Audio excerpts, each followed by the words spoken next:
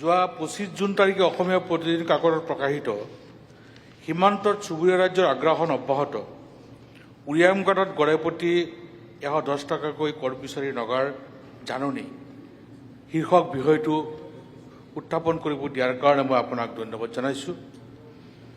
অধ্যক্ষ মহোদয়,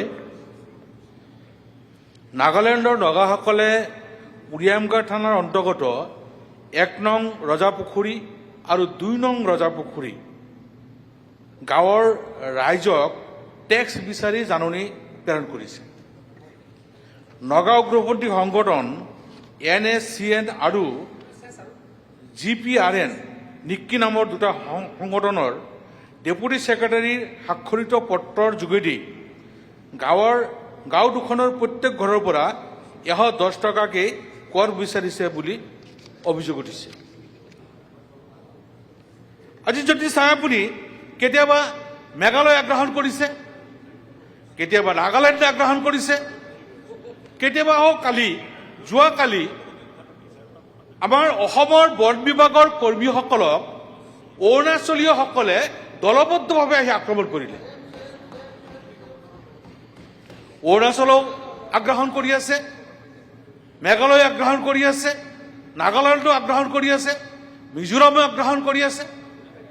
এই বহি ৰাজ্যসমূহে অসমখনক গিলি পেলাব নেকি? যে আমাৰ অসম চৰকাৰে এইটো প্ৰতিৰোধ কৰিবৰ কাৰণে এতিয়ালৈকে কোনো ধৰণৰ ব্যৱস্থা হাতত লোৱা নাই। বাৰে বাৰে কেনেকৈ বহিৰাজ্যই আমাৰ অসমৰ সীমান্তত আহি আক্ৰমণ কৰিব পাৰিছে?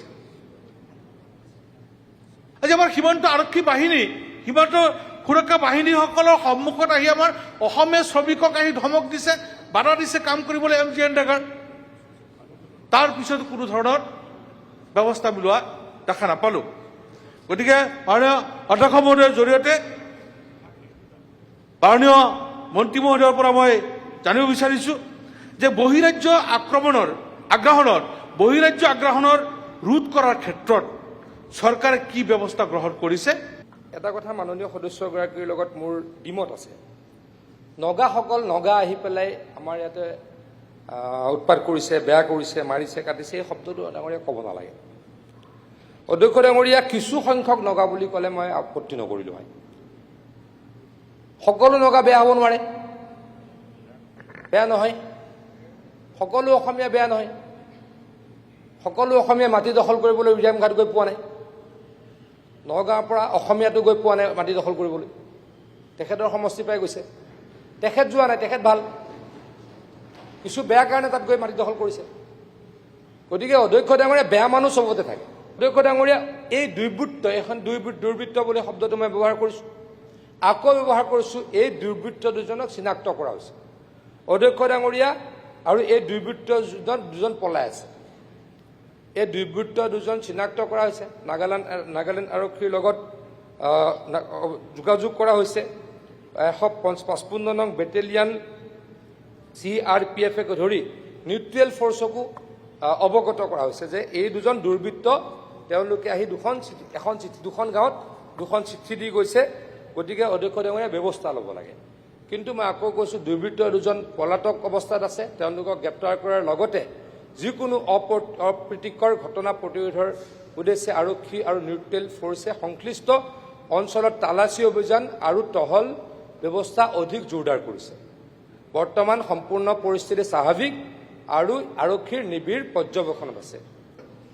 অকণমান মই ফৰেষ্ট ৰিলেটেড কথাৰ কাৰণে কৈ থৈছোঁ। আজিও আনকি বিহালী অঞ্চলত এনেকৈ ফৰেষ্টত আহি অৰুণাচলৰ লোকে অৰুণাচলৰ দুৰ্বৃত্ত আহি গছ বন কটাৰ কাৰণে আজিও পুলিচ আৰু ফৰেষ্ট বিভাগে তাত কাম কৰি আছে। গতিকে দুৰ্বৃত্তই কৰা কামত আমাৰ চৰকাৰ এক্সট্ৰিমলি কাম কৰি আছে, য'ত যি কৰিব লাগে। কিন্তু তাত অকল নাগা, মণিপুৰী, মিজো এনেকুৱা ধৰণৰ কথা কৈ যাতে আমাৰ নৰ্থ ইষ্টৰ সমন্বয়টো নষ্ট নকৰে। দুৰ্বৃত্তই য'ত কৰিছে, বিহালীত আজিও যোৱা কেইদিনমানৰ পৰা কৰি আছিল। আজি অসম পুলিচ আৰু অসমৰ ফৰেষ্ট ডিপাৰ্টমেণ্টে তাত সম্পূৰ্ণ একশ্যন কৰি আছে। তাত দুৰ্বৃত্তক ধৰিবৰ কাৰণে যি কালে কৰি আছে। কিন্তু নৰ্থ ইষ্টৰ সমন্বয়টো আপোনালোকে নষ্ট নকৰে। অসম বিধানসভাত অন্ততঃ এই নৰ্থ ইষ্টৰ এই সমন্বয়ৰ এগেইনষ্টত কথা নক'ব।